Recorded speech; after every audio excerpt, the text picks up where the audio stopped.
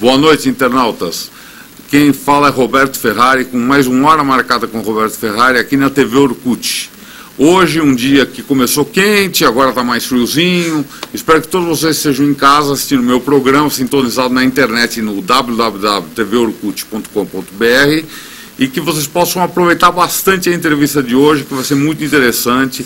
Uma pessoa especial que eu trouxe, que vai falar bastante da carreira dele, do trabalho dele, de tudo de bom. E aproveitando, eu quero falar um pouco sobre o amor, porque o amor é a mola do mundo. E nós temos que compartilhar desse sentimento, temos que trabalhar em prol dele, da justiça, do amor, para que o mundo seja melhor para o futuro. Se não for para a gente, que seja pelo menos para os nossos filhos, nossos descendentes. E posso dizer para vocês que sem amor ninguém vive. Então, foquem em tudo e tudo que vocês fizerem façam com amor. Essa é a minha mensagem. Eu vou chamar meu intervalo e eu volto na sequência com o meu entrevistado. Que cresce a cada dia, com energia de todos os povos, no ritmo de todas as culturas, onde tudo acontece ao mesmo tempo e agora.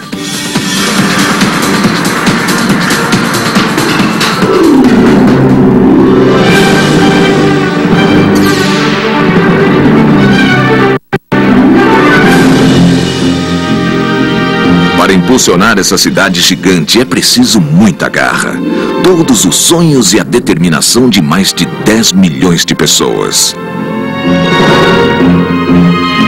São Paulo é o berço da industrialização e a capital econômica do Brasil. Mundo todo, num só lugar. São Paulo. A cidade que não para,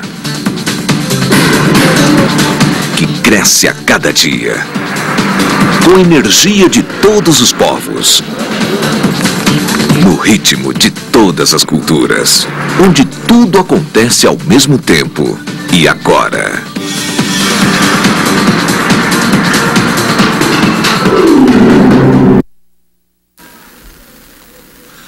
Estamos de volta, mais uma vez, com hora marcada. Você que sintonizou agora na TV Orkut, estamos hoje aqui com um convidado muito especial. Um grande amigo meu, escritor, contista, poeta e jornalista, o Thiago Bechara. Boa noite, Thiago. Boa noite, Roberto. Tudo bem? Tudo ótimo, prazer enorme estar aqui com você. Prazer igual. Uma honra. Uma honra para mim que nós dois somos da mesma linha. Somos farinha do mesmo saco. É lógico, escrevemos. Então, vivemos no mundo das letras. E no mundo do amor, da sensibilidade, da compreensão. Com certeza. Eu queria que você começasse falando para os internautas um pouco sobre a sua vida, aonde que você é de São Paulo, onde você passou a infância, como que você descobriu essa tua vontade de escrever. Se você pudesse contar para os internautas, eles vão gostar muito de saber. Bom, nasci em São Paulo, sou paulistano, nascido e criado na cidade de São Paulo, mas com uma relação muito forte com o interior do Paraná por conta dos meus avós, que são libaneses, vieram do Líbano e se estabeleceram em Ribeirão Claro, que é uma cidadezinha que eu amo de paixão, que eu entendo que está em Ribeirão Claro toda a minha vida afetiva, todas as minhas referências interiores estão lá, apesar de concretamente eu ter sido sempre uma pessoa metropolitana, né? Então eu penso que muito do meu desejo de me expressar, que é uma coisa que começa desde muito cedo, logo que eu fui alfabetizado, eu já fabulava e eu não tinha consciência disso. Eu só fui perceber agora, recentemente, pegando diários que eu fazia com 7, 8 anos de idade. Eu penso que isso vem muito do confronto, do embate entre esses dois signos, do rural e do urbano. Agora, você teve, seu pai, sua mãe, eles são dedicados às letras, eles gostam de escrever, ou são pessoas que não têm relação com isso? São pessoas sensibilíssimas. Meu pai é um engenheiro e minha mãe é uma psicóloga. Nossa, sou engenheiro. Eu sou engenheiro e acabei virando escritor. Eu não virei suco, porque na minha época tinha um engenheiro que ele cansou da profissão de engenharia, e ele abriu aqui na Paulista um engenheiro que virou suco, e se deu super bem. E o engenheiro que virou escritor aqui. Pois é, o meu pai não virou nem suco, nem escritor, nem nada além de engenheiro propriamente. Mas é uma pessoa muito sensível, a minha mãe também, sempre cantou, nós sempre tivemos em casa uma relação de sensibilidade, de honestidade, de confiança. E eu tenho para mim que esse ambiente, somado à minha própria personalidade, porque tem coisas também que são imponderáveis, né, que nascem com a gente, e eu sinto que eu tenho esse dom, que eu tenho só é que agradecer a Deus. Essa soma de fatores gerou um desejo muito forte, mais do que um desejo, uma necessidade de me relacionar com a palavra. E isso começou tanto com a palavra escrita quanto com a palavra cantada, porque foi fazendo aula de canto que você descobriu. Que eu descobri uma série de coisas relativas ao meu ofício de jornalista e vice-versa, quer dizer, são profissões, ofícios, digamos, né? Porque eu não sou cantor profissional, mas a música na minha vida foi uma vocação que abriu muitos canais de sensibilidade. Agora eu, por exemplo, quando eu era pequeno, eu lia muito, desde 7 anos de idade sempre li muito. E quando eu tinha 10, 11 anos de idade, eu escrevi um conto. Um conto baseado num filme de terror que eu via, tal, o Conde de Drácula, e escrevi lá 3 folhas. Você escreveu alguma coisa quando você era na infância ainda? Eu te falei, eu escrevia diários, eu sempre tive um apelo interno de documentar as coisas do mundo que eu via e que me fascinavam. Já era jornalista desde pequeno. Mas a coisa da documentação vai um pouco além do jornalismo. Eu tenho uma coisa de historiador em mim, e talvez eu devesse ter feito história ou letras e não jornalismo, não sei. É uma especulação que eu faço, mas de qualquer maneira eu tenho em mim esse anseio pela documentação, por sentir que o mundo está sendo apreendido e registrado, passando pelo filtro do meu ponto de vista, da minha sensibilidade. Agora, então eu comecei fazendo diários, catalogando espécies de plantas da fazenda. Puxa, que interessante. Tudo muito relacionado ao universo rural. Então eu observava muito minuciosamente o comportamento dos animais, como eles se relacionavam entre si. Eu era uma pessoa bem descritivo, eu era uma pessoa obsessiva. Agora, eu ficava horas olhando as paisagens da fazenda. Todo esse processo, todo o processo da gente na vida nunca tem internos.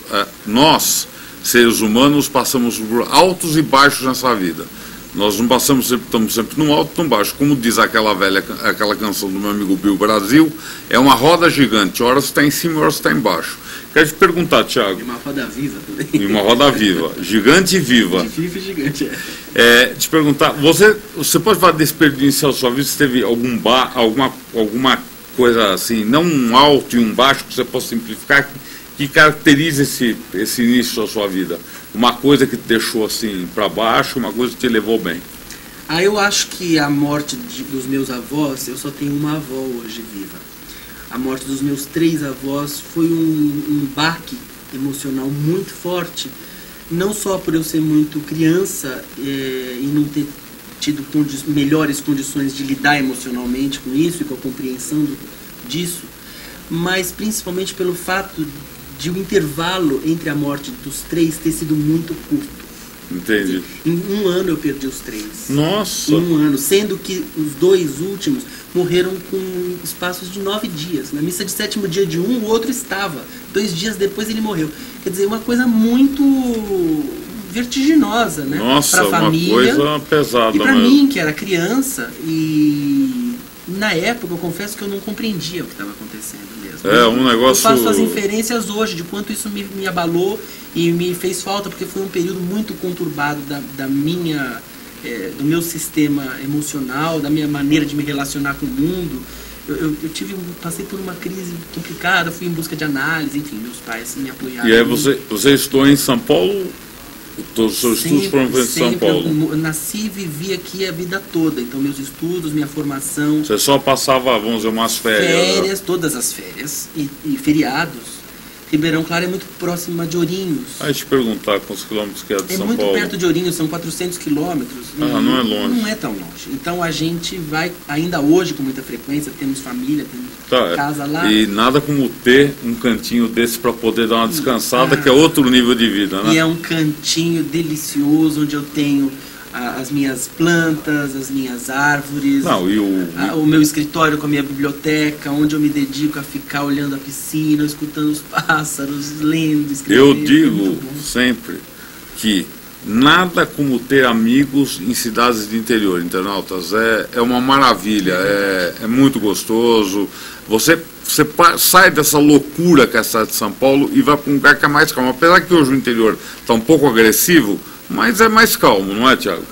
Bem mais, né? Com certeza. Os crimes que tem lá são outro nível. Em alguma medida, a globalização faz com que o signo da cidade grande acabe penetrando um pouco, isso é inevitável. Ah, não tem jeito. Mas é lógico que a cidade pequena ainda mantém uma característica de provincianismo que em São Paulo, por exemplo, está praticamente perdida ou totalmente. E só para os internautas terem uma ideia, quantos habitantes que tem essa cidade, mais ou menos? Contando com a zona rural, não passa de 12 mil.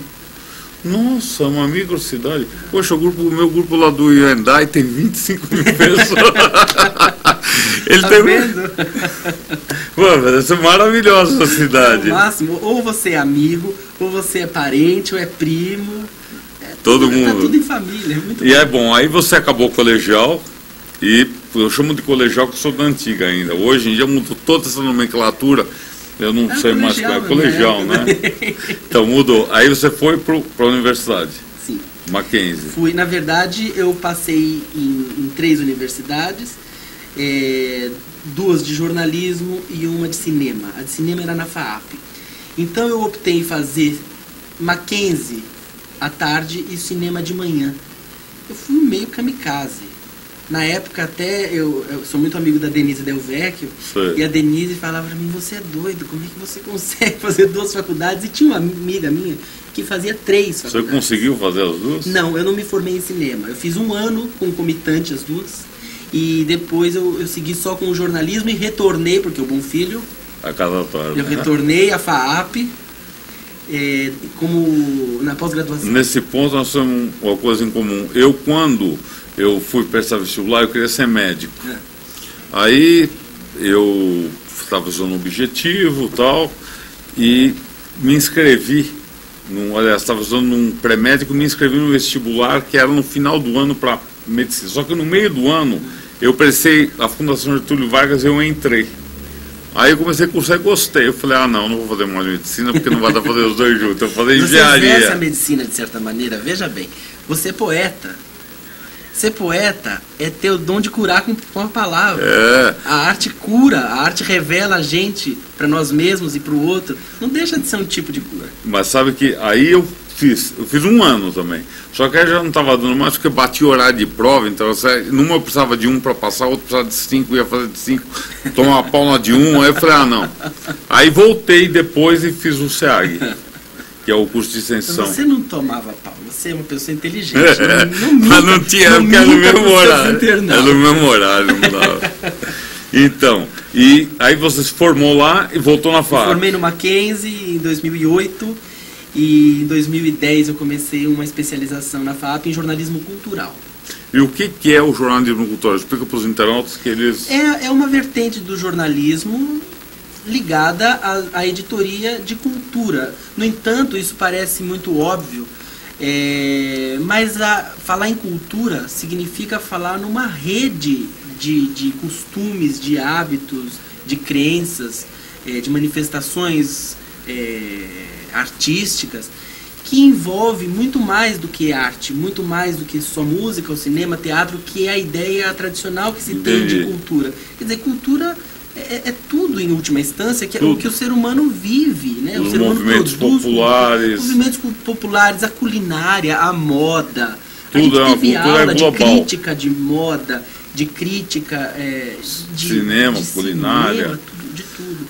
Então foi uma experiência muito bacana, reforçou alguns aspectos que eu tinha visto na faculdade e me despertou ainda mais para o desejo de estudar mais aprofundadamente uma coisa que eu tinha descoberto na universidade, que é a questão de biografias, trabalhar com biografia e a partir disso dar o salto para compreender o mecanismo de produção de memória cultural, especificamente no nosso país, foi algo que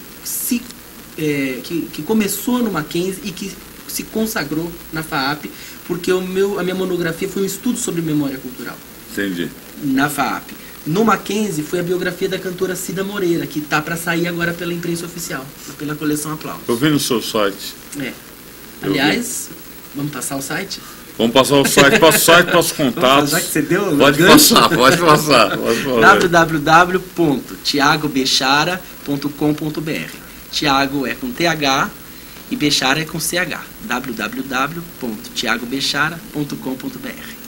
É isso aí. E lá tem contato, se vocês quiserem conhecer mais o meu trabalho, livros, música. Eventos, eu tenho um trabalho assim, fotos. ainda incipiente como compositor, mas tem lá alguma coisinha, vídeos, fotos, exatamente. Falando um pouco de cultura, eu acredito que o país está atravessando uma crise cultural.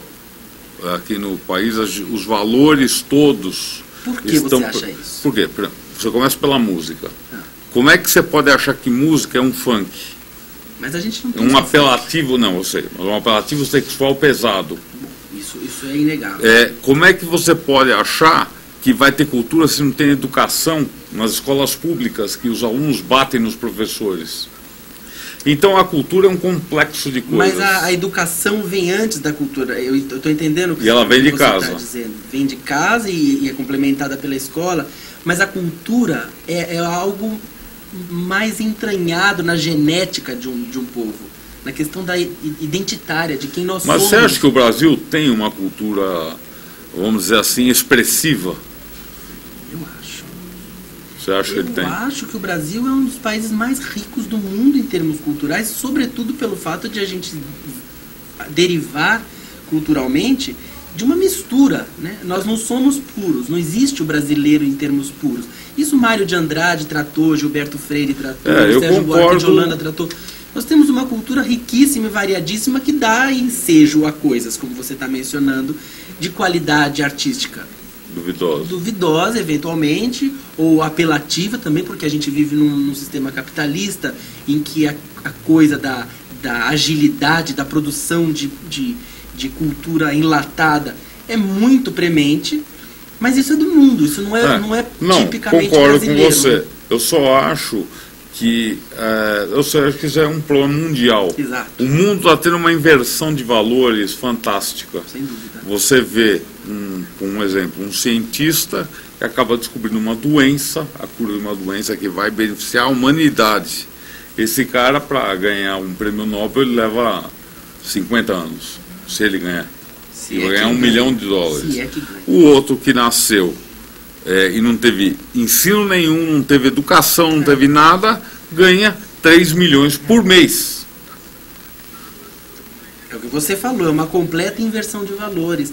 É triste, é revoltante, né? É uma coisa que deixa a gente indignado. Mas, por outro lado, a gente pensa, bom, e para a história da evolução da nossa cultura, quem é que fica? É o primeiro caso, né? Agora, infelizmente, a gente é obrigado a conviver com esse tipo de desigualdade, de injustiça que está aí e também compõe o tipo de cultura miscigenada que o Brasil herdou de Portugal, de Espanha, Holanda, dos povos que nos colonizaram. Porque Portugal vinha de uma estrutura social corrupta também. Ah, sim. Aí essa questão da corrupção... Inclusive isso, quer dizer, está tudo uma emaranhado. Isso, eu acredito que a corrupção só vai ser sanada nesse país com a educação. Desde o berço, vai crescendo, quando chegar... Concordo. Você vai tendo educação, povo educado, o cara vai achar que é errado desviar dinheiro público. Por outro lado, há uma mentalidade que é uma coisa entranhada, como eu disse, na nossa genética cultural, no nosso modo de entender o que é certo, o que é possível, o que é viável em termos de cultura, que eu penso que vai levar ainda muito tempo para a gente alterar. Vai. Né? Porque a educação, na verdade, é um ciclo, né? A coisa se retroalimenta. A educação, quem nos educa? Professores que também estão envolvidos nessa geleia geral que é a nossa cultura. Então. Quer dizer, por mais críticos que eles possam ser, e a gente sabe que infelizmente não são, ainda assim, eles estão dentro dessa lógica de pensamento. Esse problema todo, para mim, também tem um foco principal. Como você pegar qualquer outro país do mundo, o professor é um dos que melhor ganha. Por quê? Porque ele tem que ensinar os outros. Claro. Então você vai para os Estados Unidos, um professor de universidade, o cara ganha muito bem. Para quê? Para não precisar procurar outro emprego, para ter uma única dedicação exclusiva àquela universidade. Se sentir motivado a estudar, pesquisar, evoluir. Os alunos poderem ter prazer, poderem aprender coisas com ele. Aqui no Brasil, eu tenho um amigo que é professor de faculdade. Ele dá aula numa faculdade à noite e numa de dia. Como é que faz? E quem sai ganhando e quem sai perdendo? Você perde todo mundo, né? Agora chegou uma pergunta aqui para você de internauta. Olá. Essa aqui. Como é que você vê o movimento político? Você acha que os políticos apoiam os escritores, que eles deveriam levar mais verba para novos escritores? Ai, por favor, políticos. Como que eu vejo o movimento político com os escritores? Olha, não tem. Eu vejo a literatura crescendo no Brasil. Isso eu não posso. Eu tendo sempre a ver o lado positivo das coisas, porque eu acredito que tudo tem um lado bom e um lado ruim. A gente está assim, sendo catastrófico porque o mundo está catastrófico. Mas também não podemos deixar de notar que nos últimos anos ou décadas, a literatura está sendo um pouco mais valorizada. Tanto é que a prova que isso aumentou é que você vê, a Bienal mudou para Inhambizão. Exatamente. Pô, você vê como aumentou. Exatamente, e aquilo ferve. Agora, esse modo de ver a vida, até recebi uma mensagem outro dia assim, o modo de ver a vida, o cara está discutindo a sorte, se a sorte é sorte, a receita para a sorte. Não tem uma receita, mas tem o modo de ver as coisas. O cara estava num bar, deram um tiro lá, acertaram o braço do cara. Aí o cara fala assim, puxa vida, tomei um tiro no braço. Aí o outro fala, puxa, ainda bem que só foi no braço, né? Ainda bem que não pegou o coração. Aí o cara fala, é sorte.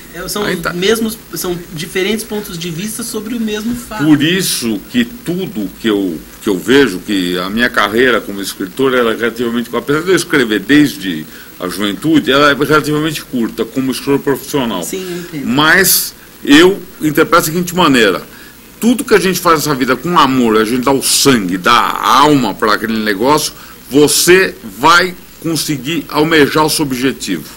E o sucesso é decorrência, porque você tem que dar o sangue, você tem que se envolver naquilo para ele dar certo. O sucesso real é você estar de bem com você mesmo.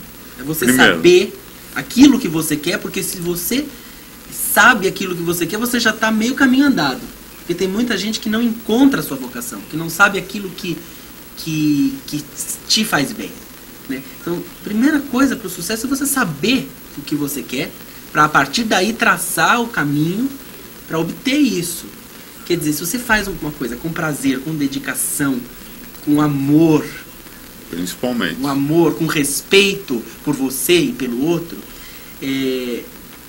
você vai colher frutos. Vai colher frutos. Você vai colher frutos. Agora, eu acho que esse seu ponto de vista está corretíssimo nesse ponto que você fala, que vamos dizer, essa conjunção de componentes para se formar cultura num país que não é só escrever livro ou pintar quadro, claro, fazer cultura, tem muito mais coisa. E eu acho que esse tipo de conceito ele devia ser passado com mais afinco para os alunos do Jardim da Infância, que estão crescendo agora, ensinar o conceito, uma coisa que falta nesse país. Esse país está faltando cidadania, está faltando pessoas amarem o país, cantarem o hino do país com orgulho. É tão lindo o nosso hino. Poxa, na Casa Fazenda, que agora eu tenho o prazer de você fazer parte lá na Casa Fazenda, todos os eventos se cantam o hino. Muito lindo. Todos os eventos se cantam o hino. Isso é civilidade. E o país está precisando um pouco disso. Um pouco de amor. Você vai nos Estados Unidos, tem a bandeira dos Estados Unidos, tem um nome, é outro conceito. Nós precisamos entrar nisso e não quer levar vantagem. A gente arrisca ao longo da nossa história. Bom, eu não sou sociólogo, não sou historiador, estou aqui dando o meu pitaco, né, o meu ponto de vista.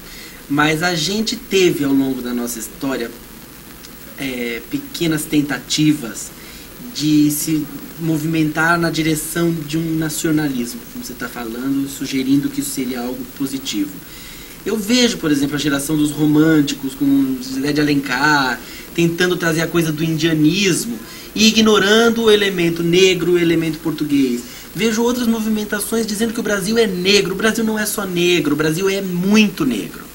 E com muito orgulho, mas é também português e índio. Quer dizer, Mário de Andrade é muito feliz num livro dele chamado Ensaio da Música Brasileira, quando ele diz que radicalismo e exclusivismo, na busca de da compreensão de quem nós somos enquanto país, enquanto nação, enquanto povo, exclusivismo é ignorância do fato nacional. Ele usa esse termo, ignorância do fato nacional. Nós somos uma mistura. Eu falo isso não como um fato de ser um radicalismo nacionalismo, mas um fato de todos, independente do credo, da cor, da raça, todo mundo poder amar esse país que dá para o país o que ele merece. Um país que existe, não um país idealizado, porque o país é isso que nós temos, é essa fusão de culturas. Lógico. Né? Agora a pessoa, como é o nome da pessoa que fez essa pergunta? Deixa eu ver aqui. Porque eu acho que eu não respondi. Sônia. Sônia, eu acho que eu não respondi você completamente, Sônia. Você me perguntou a respeito de políticas de incentivo. Exatamente. Né? Eu acho que, como eu estava dizendo, o Brasil evoluiu muito nesse aspecto da valorização da literatura. Então existem sim alguns mecanismos de incentivo, existem prêmios, existem editais. Claro que ainda é muito restrito. Claro que é muito pouca gente que lê, porque não tem um hábito, ou porque não tem tempo, ou porque chega cansado em casa. Claro que tudo ainda está muito incipiente, mas a gente não pode deixar de notar que alguns mecanismos de incentivo, inclusive governamentais, têm sido sim recorrentes. Até para citar para você, Sônia, tem uma lei, chama Lei Rouanet. Essa lei é uma lei de incentivo à cultura. Exato. Então, você, por exemplo, você quer fazer um filme, você faz todo o orçamento do filme, entra com um projeto no governo, através de uma ONG, de uma OCIP, e lá ele vai te conceder um valor X de verba. Não que ele vai te dar o dinheiro, mas vai te permitir arrecadar junto a empresas que vão ter descontos em imposto de renda, aquele valor necessário. Tanto para livro, quanto para filmes, peças de teatro, qualquer coisa que você pretender fazer. É uma lei muito boa essa. É uma lei ótima, federal. A nível estadual, nós temos aqui em São Paulo o PROAC, né? Também é uma lei de incentivo que funciona nesse mesmo sistema de isenção fiscal, e tem também os editais, tem 2 métodos de aprovação de projetos culturais pelo PROAC. Agora, tem uma pergunta, antes de a gente falar um pouco do seu trabalho mesmo, das biografias que você fez, os livros de poesia, essa pergunta é a seguinte: quem é mais inteligente, o homem ou a mulher? Não é uma pergunta que não tem muito... Quem fez a pergunta? Um tal de Coubertin, sei lá. É homem ou mulher? Eu não sei. É homem ou mulher, Coubertin? Brincadeira. Não acho que exista isso. Não tem como. Você é muito machista. A não ser que eu fosse um cientista especializado na química cerebral, que diferencia os gêneros. Não tenho competência para responder isso. Sou um profundo admirador e respeitador das mulheres. Acho a mulher a dona do mundo. E sempre foi. Não. Mesmo quando o mundo era teoricamente patriarcal. A mulher... Acho que a mulher sempre foi o arrimo. Agora, não se pode negar que existem homens inteligentíssimos, como existem mulheres inteligentíssimas. Lógico. Né? Graças a Deus. Na história que... Para quem acompanha, sorte quem nossa lê... que tem mulheres inteligentíssimas. Graças a Deus, não né? Você já pensou se você fosse obrigado a casar com uma mulher que não tenha nada na cabeça, que nem hoje estava acabando de sair de casa, está passando na televisão, os caras dando opinião. O que você considera uma mulher sexy? Você considera uma mulher inteligente ou uma mulher gostosa? Aí o cara falou, não, mas se for só gostosa não tem nada na cabeça, tem que ser um equilíbrio das coisas. Não é nem tanto ao mar, nem tanto à terra. Eu te garanto que é muito melhor você estar com uma mulher inteligente com uma mulher gostosa, porque a gostosa é para uma noite só, a inteligente é para a vida inteira. A não ser que a gostosa seja inteligente. Bom, aí é perfeito. Aí é o casamento perfeito. Agora, eu queria que você começasse agora no final desse bloco e falar um pouco do seu trabalho com a Aymara, que foi essa biografia que você fez, como é que foi esse trabalho. E aí, se não der tempo, no próximo bloco você continua e a gente fala do Boêmio do Leite. Antes de falar da Aymara, eu sou obrigado a dizer que a minha primeira experiência com o gênero biográfico foi fazendo o perfil de 30 anos de carreira da cantora Cida Moreira, que é uma grande artista. Grande cantora. Uma grande cantora, e não só cantora, ela é atriz, ela é pianista, é uma pessoa de uma formação intelectual uma artista completa, extremamente sólida, capacidade de reflexão sobre o mundo e de reverência muito interessante, e que me fascinou desde o início, quando eu fui fazer aulas de canto, retomando aquela coisa da minha relação com a música, que é muito forte, inclusive por meio do viés da palavra. Eu fui fazer aula de canto com algumas pessoas antes da Cida, e aí Denise Del Vecchio, minha querida amiga, uma pessoa importantíssima na minha vida, me indicou a Cida, que eu ignorantemente não sabia quem era. Agora, a Cida, ela tem quantos anos hoje? A Cida fez 60. 60? Tá uma idade boa. Tá com tudo, e fazendo shows, DVDs, e foi na casa dela que eu aprendi a reconhecer em mim o desejo pela biografia, pelo gênero biográfico. Isso me encantou, e a partir disso eu passei a trilhar de forma mais sistematizada esse caminho. Certo, então eu vou deixar para outro bloco para a gente falar, Thiago. Viu, Paulo? Pode chamar um intervalo, que no outro bloco nós vamos continuar falando sobre o trabalho da Cida, a Aymara e o Boêmio do Leite. Boêmio do Leite. Funcionar essa cidade gigante é preciso muita garra, todos os sonhos e a determinação de mais de 10 milhões de pessoas. São Paulo é o berço da industrialização e a capital econômica do Brasil. Mundo todo, num só lugar.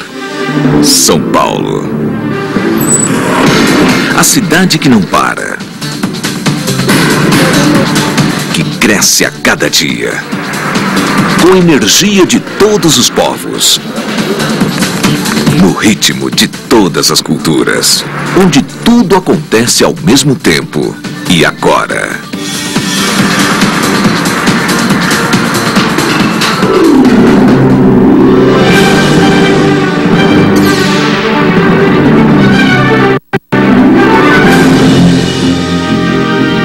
Para impulsionar essa cidade gigante é preciso muita garra, todos os sonhos e a determinação de mais de 10 milhões de pessoas. São Paulo é o berço da industrialização e a capital econômica do Brasil. Mundo todo, num só lugar. São Paulo. A cidade que não para, que cresce. Fala isso, conta essa história. Voltamos, internautas, com hora marcada com o Roberto Ferrari. Você sintonizado agora conosco na TV Orkut. Vai conhecer meu convidado, o Thiago Bechara. Estamos falando, ele é um escritor, jornalista, poeta, e vai estar falando um pouco sobre o trabalho dele e um pouco sobre generalidades da cultura nesse país. Thiago, vamos continuar falando um pouco da Cida e depois da Aymara. Eu estou muito contente de estar aqui, estou feliz de ter esse espaço com você. Quero dizer que até banho eu tomei para vir nesse programa. Que beleza, hein? Tomei banho, uma coisa rara que aconteceu. Que beleza, hein? Você fica até esse dia do banho. Não, tomar banho não é todo dia. Inclusive, eu sugiro a todos os telespectadores que se banhem, é uma experiência ótima. Tá certo. Brincadeiras à parte, gente. A gente é muito debochado aqui, credo. Tá certo. Conta a história do QI para o pessoal. O QI. Veio uma pergunta aqui, perguntando quem era mais inteligente, os homens ou as mulheres. Para essa pergunta eu só tenho uma resposta. Não existe tal medida, porque o QI mais alto do mundo foi de uma mulher que tinha QI 228, que é um QI extremamente alto. Para ter uma ideia, QI 120, 125 já é um QI razoável. Tadinho da gente. 228 é extremamente. A Sharon Stone, que é uma grande atriz, ela tem QI 180. Sabia? Extremamente inteligente. Extremamente inteligente. 180. 180. Vamos falar. As desigualdades. Falar da Cida aí. Você estava falando que a Cida é uma pessoa. A Cida é uma pessoa forte, é uma pessoa muito querida, que faz parte da minha história, e muito talentosa, como o Brasil todo sabe. E eu entrei na casa da Cida para fazer aula de canto. Eu entrei por pura ignorância, sem saber a importância que aquela mulher tinha para a cultura do Brasil, para o teatro do Brasil, para a música no Brasil e para a cultura em termos gerais, né? Para o cinema. Então, quando eu comecei a tomar contato com a Cida semanalmente, fazendo as minhas aulas, bonitinho e tal, e percebi o que eu tinha na mão, eu estava no final do curso de jornalismo, precisava encontrar um tema para meu TCC, que lá no Mackenzie é TGI, Tese de Graduação Interdisciplinar. Nossa, os nomes complicados. Se é isso, na minha época era monografia. Monografia. Calhou de tal maneira, Roberto. Eu falei, é isso que eu vou fazer. A minha peça final vai ser um relatório monográfico e uma reportagem, um livro-reportagem perfil. Uma peça jornalística que a gente tem à nossa disposição dentre as opções que o Mackenzie oferece para que a gente faça o trabalho. Poderia ser um programa de rádio, eu escolhi fazer um livro-reportagem sobre os 30 anos de carreira da Cida Moreira. Esse processo desencadeou em mim uma consciência de um desejo, de uma vocação que eu tenho, que é o que eu estava falando no bloco anterior, a respeito da minha necessidade de documentar fatos relevantes que contribuam de alguma maneira para a história do nosso país. Isso veio à tona, se sistematizou, e eu passei a me entender como um biógrafo, mas talvez mais do que como biógrafo, como uma ferramenta de produção de memória. A biografia como uma ferramenta de produção de memória cultural.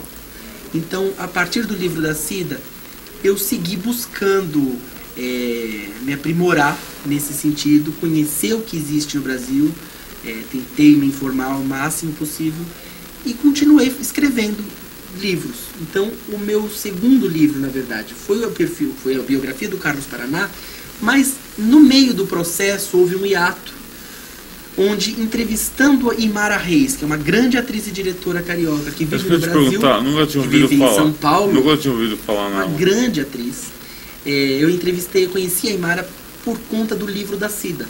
A Imara é minha entrevistada no livro da Cida. Você vê como é que as coisas funcionam em rede. Vai se casando, né? Já que esse termo está tão em voga hoje em dia, a rede. Eu conheci a Imara por causa da Cida.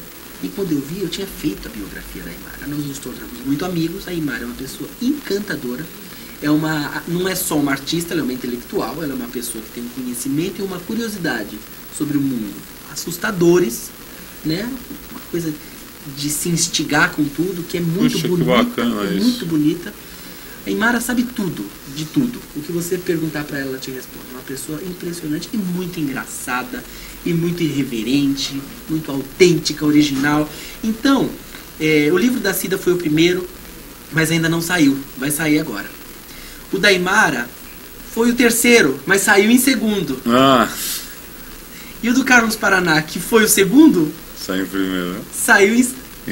Que foi o terceiro, saiu em segundo, porque veio depois o da Imara. O da Imara foi impresso em 2010 e o do Carlos Paraná no começo desse ano. Agora, esse ponto que você falou da memória cultural é muito importante, porque quanta coisa no Brasil que se deixa perder por falta de documentação. A maior parte. Sabe um exemplo que eu vou falar, internautas, é um exemplo muito interessante. Na Suíça, eles estavam numa cidade antiga lá, eles estavam passando uma linha de trem. E para passar a linha tem que tirar um prédio muito antigo, demolir. Sabe o que eles fizeram? Eles moveram o prédio com macaco hidráulico para passar a linha de trem e preservar a memória cultural da cidade. Isso é uma coisa que Se fosse no Brasil, tinham demolido o prédio. Sem pestanejar. Tinha demolido sem pestanejar. Esse que é o negócio. Tinha demolido como demoliram. E eu vi essa reportagem, os macacos hidráulicos movimentaram o prédio, não sei quantos metros, para preservar um prédio lindo, maravilhoso. Uma consciência da importância desse patrimônio, né? Então, você vai na... lógico, a Avenida Paulista evoluiu, mas alguns prédios, algumas casas, algumas deviam ter sido preservadas. Porque lá, quantas coisas que nesse país já não se jogou fora em nome do desenvolvimento. O desenvolvimento tem que ser consciente, bem consciente, preservar as coisas da cultura. Senão a gente não vai ter nada. O povo que não tem memória, não tem nada. Guimarães Rosa escreveu no Grande Sertão Veredas, se eu não me engano, uma frase que é muito emblemática para mim, para minha carreira, que me norteia, e acredito que norteia a maioria das pessoas que trabalham com memória, com biografia, e que não à toa é a epígrafe dos textos de apresentação do presidente da imprensa oficial para a coleção Aplauso, que é uma coleção de biografias da qual eu sou um dos autores, inclusive o livro da Cida e o da Imara são publicações da imprensa oficial. A frase é: o que lembro, tenho.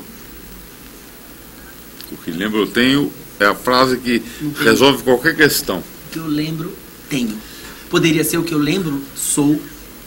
Porque esse ter é no sentido de, pelo menos a leitura que eu faço, é no sentido de você ter uma identidade. Lógico. De você saber o teu passado para poder, a partir do teu presente, modificá-lo e transformá-lo num futuro melhor. A gente aprende com os nossos erros. É por isso que eu falo. Nós temos que preservar a memória. A memória é fundamental. Uma pessoa que não tem memória, não tem futuro.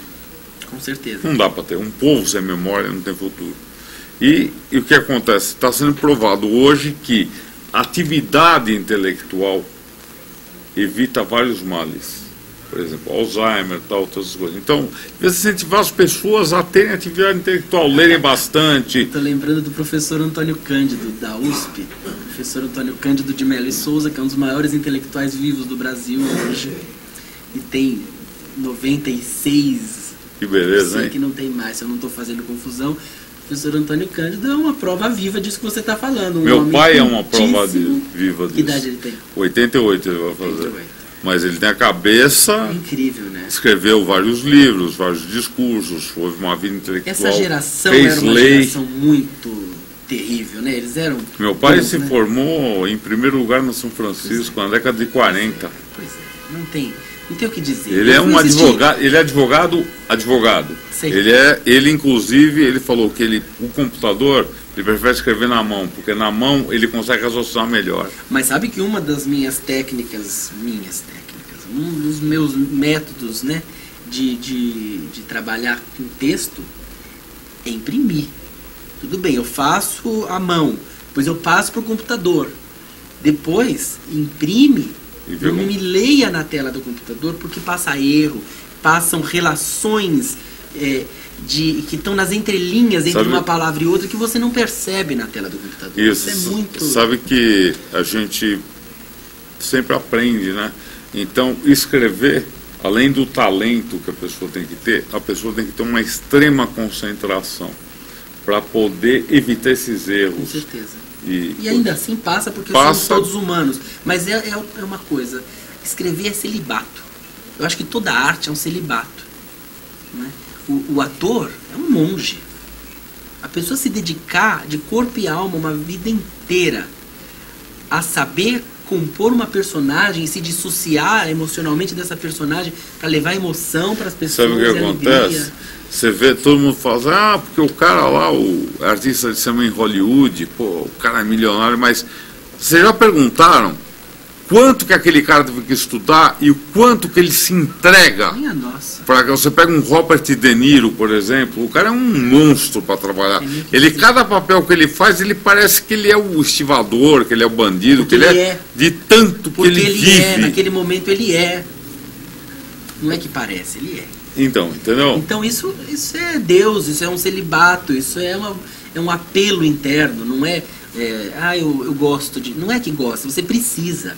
Uma vez eu entrevistei Fernanda Montenegro e eu sempre ouvi a Fernanda dizer na televisão um conselho para os novos atores e eu não resisti a fazer a mesma pergunta, que é uma coisa que jornalista tem um pouco de problema, né? De repetir pergunta, porque sabe que vai gerar respostas parecidas e a gente busca sempre a originalidade, mas eu achei aquilo tão bonito que eu queria ouvir da Fernanda para mim, eu queria receber essas palavras. E perguntei, Fernanda, o que você diria, qual conselho você daria para a nova geração de atores? E ela respondeu, desistam. Desistam. É fascinante essa resposta. Eu pergunto, por quê? Porque se você, depois de desistir, não ficar doente, não cair de cama com febre, Você não é para ser ator. Você não é um ator. Não é que não é Essa para ser, você não é. Se você ficar resposta doente é porque você precisa disso, é porque você é um ator. Aí você volte que nós vamos te receber de braços abertos. Eu acho isso comovente e vale para todas as artes. Por exemplo, eu tenho uma necessidade tão grande de escrever que eu sento no computador, atualizo as redes sociais, Facebook e tudo, depois eu começo a escrever. Ontem me deu vontade de escrever, assim, poesia. Eu escrevi 5 poesias ontem. Olha só. Assim. Juro. Depois já peguei e comecei a continuar meu livro. Eu não consigo ficar sem escrever um dia. Se eu ficar, tá faltando alguma coisa na minha vida. Dá uma abstinência, você sente que está acumulando material. Exatamente. Eu tenho um monte de coisa para escrever, um monte de coisa para fazer, não dá. E eu sinto falta. E é bonito você prestar essa homenagem ao teu ofício, né? É uma coisa de se exercitar diariamente, de cultivar o teu talento. É importante, né? Se você tem esse apelo... Fora que tem a evolução do próprio escritor, que como na vida todo mundo evolui, nós também evoluímos. Você começa a escrever, eu escrevi meu primeiro livro de poesia, é bonito, todo mundo adorou. Meu segundo livro já foi mais elaborado. O terceiro agora está super elaborado. Tá, que provavelmente daqui a alguns anos você não vai dizer a mesma coisa. Você vai achar que o mais elaborado é o último e de fato vai ser. Quer dizer, a Clarice Lispector, na primeira e única entrevista que se tem registro hoje em dia, que é uma entrevista para a TV Cultura, pouco antes de morrer, disse que quando ela não escrevia, ela estava morta. E eu tive uma comoção quando eu vi essa entrevista pela primeira vez, porque eu vi traduzido na voz dela o sentimento que eu sempre tive dentro de mim e não conseguia dizer. Claro, porque eu não sou grande como Clarice Lispector. Ela traduziu com a maior simplicidade, uma coisa que para mim era de uma complexidade.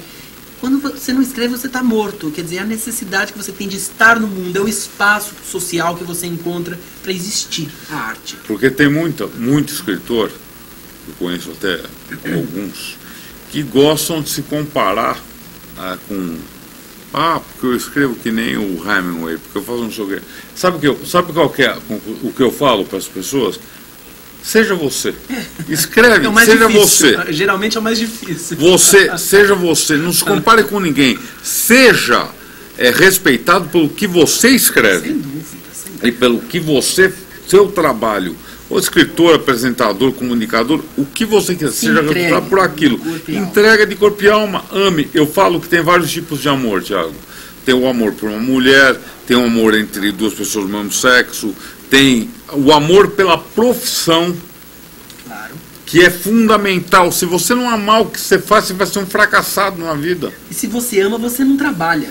Você só se diverte. Tem prazer. Quando você gosta do que você faz, você não trabalha. Mas você sabe que eu vou falar uma particularidade da minha vida para o Thiago ter tempo de falar sobre o Boêmio do Leite. É o seguinte, eu sempre na minha vida, eu vivi do padrão. Ter empresa, trabalhar, me formar engenheiro, ter empresa, fazer tal. Bom, trabalhei de fábrica, muitas coisas. Quando foi o ano passado, com 54 anos de idade, eu consegui ter uma renda e eu resolvi fazer o que eu amava. Em um ano, parece que eu remocei, porque eu estou tendo tanto prazer com o que eu faço, que a felicidade é diária, é minuto a minuto, tudo que acontece é uma alegria. Efeitos físicos, inclusive. Tudo, Thiago. Eu acho que ele está mentindo, ele tem menos que 54. Não, eu tenho 54. É 55, para ser exato. Agora, é inacreditável a felicidade, minuto, cada coisa que acontece é um motivo de alegria. Porque é tão bom você acreditar no que você faz, na beleza do que você faz, no amor que você tem pelo que você faz. É fundamental. Fundamental. Eu estou achando essa conversa excelente, depois vocês vão continuar essa conversa o outro dia, mas eu quero que você fale agora do Boêmio do Leite. Vamos lá. Boêmio do Leite é a biografia do compositor e cantor brasileiro Luiz Carlos Paraná. A biografia se chama Luiz Carlos Paraná, o Boêmio do Leite. Agora uma pergunta segunda. Por que o Boêmio do Leite? O Boêmio do Leite por conta de ele ter tido um problema de saúde ao longo da vida dele, que eram varizes no esôfago, foi inclusive a causa da morte dele. Sim. E por conta disso, por conta de ele acreditar que um dos tratamentos para esse problema de saúde seria tomar leite, ele passou ele se tornou abstêmio, ele passou a não tomar álcool. Mas ele teve esse problema de tanto beber? Não foi uma doença advinda. Porque geralmente esse problema é quando o fígado não está muito bem, abrir a porta. Hepática. Ah, é verdade. Porque ele contraiu outra doença. Então no livro tenho bem descrito exatamente agora, como são termos médicos, está me fugindo um pouco a exatamente o que foi, mas era a cirrose hepática que degringolou, né? Ele teve varizes no esôfago, ele tinha hemorragias horríveis, e ele passou a vida inteira no ambiente boêmio, que é por natureza etílico, né?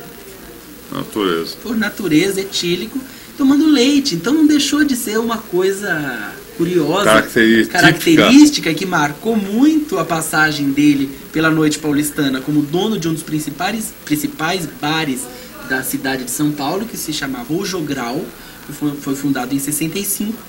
Paraná, infelizmente, morreu com 38 anos só, em dezembro de 70. O Jogral ainda perdurou por alguns anos depois da morte dele em outros endereços. Agora entrar no Jogral e ver o Paraná tomando o copinho de leite dele virou uma cena clássica.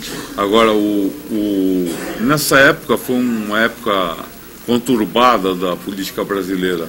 E eu acredito que no Jogral deviam existir muitas reuniões intelectuais que discutiam política. Fundamentalmente, o Jogral foi um espaço de gestação cultural e intelectual, o que obviamente incluía no seu bojo as discussões políticas. O próprio Carlos Paraná era uma personalidade que, a despeito da sua formação, que era muito simples, muito humilde, ele foi um roceiro, né? Ele viveu na zona rural durante muitos anos. De onde que ele era? De Ribeirão Claro. Ah, também? Da cidade dos meus avós no Paraná. Por isso também o meu interesse de ordem afetiva, além da importância histórica que eu verifiquei que ele possuía. Você sabe que muito poucos internautas mais jovens, ou mesmo pessoas de mais idade, conhecem a história do Luiz Carlos Paraná. Eu aconselho comprar o livro do Tiago, que vai estar... Vocês vão ter, tomando conceito, uma parte da história... De uma peça fundamental da história da nossa cultura, da nossa política, da nossa música, que são os anos 60, um momento de efervescência profunda, da qual o Carlos Paraná fez parte de maneira ativa. Porque ele teve o principal bar da Noite Paulistana, e a Noite Paulistana é um capítulo à parte da nossa cultura. Haja visto o Bar do Nelson com a Lilian Gonçalves, que é um grande lugar, e aliás, enquanto a boemia. Desculpa te interromper, lembrei agora a questão da política. Inclusive o Carlos Paraná chegou a ser preso algumas vezes, porque ele era tão irreverente na sua defesa veemente ao comunismo e a tudo que fosse contra a ditadura. Ele fazia paródias musicais, usando melodias de músicas conhecidas, como Quem Te Viu, Quem Te Vê, do Chico Buarque, Funeral de um Lavrador, do Morte e Vida Severina. Ele adaptava letras satíricas criticando o governo. Então a sorte dele era que ele tinha fregueses muito poderosos, ali frequentava governador, e ele era amigo de todos. Então ele nunca ficou em cana muito tempo, mas ele chegou a ser preso algumas vezes, porque realmente era uma pessoa que, apesar de não ter uma formação muito sólida, buscava o conhecimento e buscava o engajamento na busca da consciência social e também da preservação da sua memória. Isso foi um ponto com o qual eu me identifiquei muito com ele. Porque o Paraná fez do Jogral um espaço de recuperação do cancioneiro que naquela época já era tido como tradicional, como passadista, e que já não tinha mais espaço. Quer dizer, depois de Bossa Nova, de Era dos Festivais, de Tropicália, quem é que lembrava de Clementina de Jesus? Quem é que gostava de ouvir Luiz Gonzaga?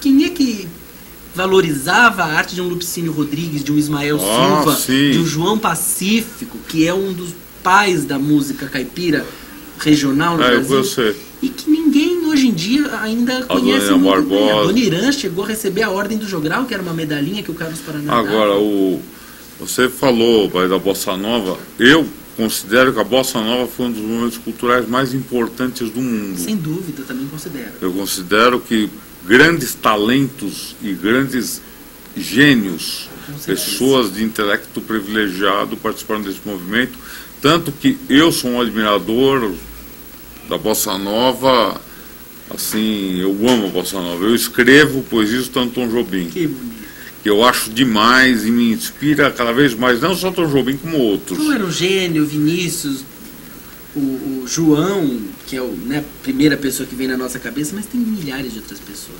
Menescal, nossa, Lira, Chico Buarque. Mas a gente não pode esquecer que o advento da Bossa Nova em 58 não deixou de causar um exclusivismo que fez com que manifestações anteriores a isso fossem tidas. Mas só que aí que tá essa sabedoria, né?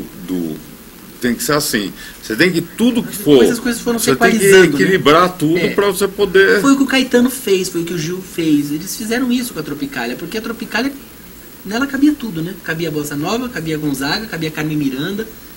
Foi um movimento muito grande. Reequilibraram essa coisa. E o Paraná, o Carlos Paraná, com o Jogral e com as suas composições que foram classificadas nos festivais de 66 e 67, com Roberto Carlos e Elza Soares, respectivamente, foi uma pessoa que entendeu esse momento de retorno de algumas das nossas origens culturais, no caso musical, por ele ser um compositor, e trouxe para o Jogral essas personalidades numa tentativa de revalorizar o passado brasileiro. E se ele não tivesse morrido, ele teria dado continuidade a isso, inclusive pensando em ritmos latinos, porque ele tinha projetos, ele deixou documentadas algumas coisas. Nossa, muito novo, coisas muito não bonitas, nem fazer nada. E deixou o embrião do que futuramente seria Discos Marcos Pereira, que é também um catálogo privilegiadíssimo de recuperação de memória cultural. Marcos Pereira, que é uma figura exemplar da nossa cultura, que era amigo íntimo do Carlos Paraná e que hoje em dia também pouco se fala, apesar de ser uma pessoa cultuada por quem manja de música. Quem entende de boa música no Brasil sabe quem é Marcos Pereira, mas ainda não é uma personalidade que foi devidamente explorada. Sim, no lançamento do seu livro estavam as filhas do Marcos Pereira e estava lá e a viúva do Marcos Pereira, que me deu uma honra imensa, o Paulo Vanzolini. O Vanzolini, que era um dos grandes amigos. Dos grandes, além de amigo, foi um dos grandes expoentes da música. E do Jogral, daquela família, daquela pequena família que se formou na rua Avanhandava, primeiramente na Galeria Metrópole, que ainda existe, depois na rua Avanhandava, e depois que o Carlos Paraná morreu, para a rua Maceió. O Vanzolini era uma figura, era um habitueiro, um tipo de pessoa que, quando o movimento estava muito grande, botava avental e ia lavar copo na cozinha. Eles eram irmãos, o Paulo e o Carlos Paraná. Então, ter tido, como você bem lembrou, o Vanzolini no meu lançamento, né, com 88, então. Ele é mais falou, velho, né, que o meu gente? pai, 6 meses. 88 anos, sair da sua casa com a sua esposa, Ana Bernardo, que é uma grande cantora, para ir me prestigiar, um escritor que está começando, buscando cavar o seu espaço e ser reconhecido. Para mim isso foi de uma beleza, de um reconhecimento. Sim, ele está no meu livro também, eu já tinha entrevistado o Paulo antes, ele me deu um depoimento lindo sobre o Carlos Paraná e ficou ali sentado do meu lado no lançamento. O Roberto estava lá, também me deu essa honra de me prestigiar. Também foi uma honra ter ido no lançamento lá. Essa festa linda em comemoração à memória no Brasil, que precisa começar a ser mais valorizada. Então, isso aí para mim é fundamental. Eu acho que você está fazendo um trabalho muito bonito, tem que continuar sempre. E a gente faz o que pode, né? Tem que remar e ir para frente, fazer as coisas acontecerem. Uma hora as coisas vão andar nesse país. Quanto mais gente trabalhar e mais gente pensar do mesmo jeito, mais fácil vai ser de melhorar a educação e a cultura. O livro muda a cabeça das pessoas para melhor. Com certeza. Bom, eu vou encerrando, dizendo boa noite para vocês, todos os internautas. Espero que vocês tenham gostado do Thiago, da entrevista. E Thiago, boa noite, muito obrigado pela presença. Obrigado. Foi um prazer. O prazer foi todo meu. Vamos que vamos, com fé e crença, porque a gente tem jeito, sim. Então tá bom.